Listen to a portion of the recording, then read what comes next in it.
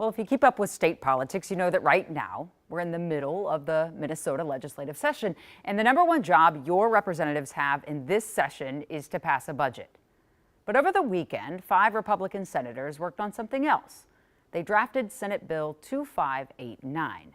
The legislation is what you're looking at on your screen, but pull that part out for a second. And this is a bill that modifies the definition of mental illness, adding a definition for Trump derangement syndrome in Minnesota. Basically, it's making up a new mental illness. And making up a new mental illness is really not what senators need to be playing with. Mental illness is serious. It hits every community in our state, every kind of person, no matter who they voted for, and it can lead to devastating consequences. So I asked the Republican Senate Communications Office to speak to any or all of the 5 authors of that bill that you see here. And I was told they weren't doing interviews. I was given a statement. The statement said these men recognize mental illness as a real problem, but that Democrats need to get real and understand they can't blame Trump for everything.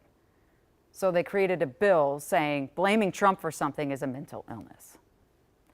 Now, fighting over politics, that's something both parties can hash out as your elected senators and representatives.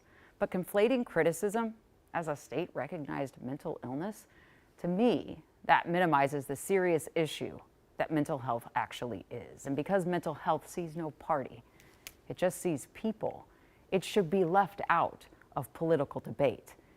And mental illness isn't something that we just get to say, oh, you don't like something, and so I'm going to deem you mentally ill. It's insulting to the people who fight for mental illness treatment and to those of us that live with mental illness. Thanks for watching tonight. We'll see you tomorrow night.